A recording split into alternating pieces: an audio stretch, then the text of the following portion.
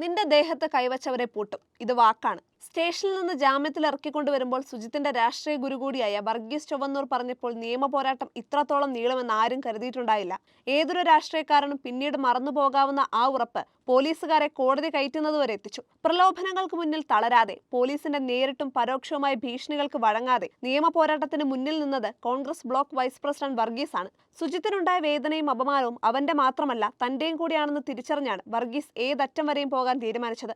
സംഭവം നടന്ന April 5 CCTV ദൃശ്യങ്ങൾ ആവശ്യപ്പെട്ട് വിവരാവകാശ ഹർജിയടക്കം നൽകിയത് വർഗീസാണ്. ഉന്നത ഉദ്യോഗസ്ഥരടക്കം നിരവധി പേർ വർഗീസിനെ സ്വാധീനിക്കാൻ ശ്രമിച്ചെങ്കിലും വഴങ്ങിയില്ല. പോലീസ് CCTV ദൃശ്യങ്ങൾ നൽകാതിരുന്നതോടെ വിവരാവകാശ കമ്മീഷനെ സമീപിച്ചതിലും പിന്നീട് ഹിയറിംഗിന് വിളിച്ചപ്പോഴും കോടതി നടപടികളിലുമെല്ലാം വർഗീസായിരുന്നു സുജിത്തിന്റെ ധൈര്യം. സുജിത്തിനെ സ്റ്റേഷനിലേക്ക് കൊണ്ടുപോയെന്ന് അറിഞ്ഞപ്പോൾ തന്നെ പോലീസിനെ വിളിച്ചിരുന്നു. കുഴപ്പമില്ലെന്നും രാവിലെ വന്നാൽ മതിയെന്നും പറഞ്ഞു. രാവിലെ ചെന്നപ്പോൾ അടിവസ്ത്രം മാത്രം ധരിച്ചായിരുന്നു സുജിത്ത് നിന്നത്. ചാവക്കാട് കോടതിയിലാണ് പോലീസ് തയ്യാറാക്കിയ FIRമായി സുജിത്തിനെ ആദ്യം ഹാജരാക്കിയത്. തെളിവുകളിൽ നിന്ന് മനസ്സിലാക്കിയ മജിസ്ട്രേറ്റ് അസാധാരണ രീതിയിലാണ് പരാതി സ്വീകരിച്ച് അന്വേഷണം തുടങ്ങിയത്. സിറ്റി പോലീസ് കമ്മീഷണർക്ക് റിപ്പോർട്ട് നൽകിയ DCRB SP പോലും 1 വർഷം കോടതിയിൽ ഹാജരാകാതെ മാറി നിന്നു. ഒടുവിൽ വാറന്റ് ആയപ്പോഴാണ് കോടതിയിൽ മൊഴി നൽകിയതെന്ന് വർഗീസ് പറയുന്നു. മൺവേ തെറ്റിച്ചതിന്റെ പേരിലുള്ള വാക്കുതർക്കത്തിന് പിന്നാലെ യുവാവിനെ കൊലപാതക കുറ്റം ചുമത്തി കേസെടുത്ത് കുന്നംകുളം സ്റ്റേഷനിൽ ക്രൂരമായി മർദ്ദിച്ച സംഭവത്തിലും വർഗീസ് സജീവമായി ഇടപെടുന്നുണ്ട്.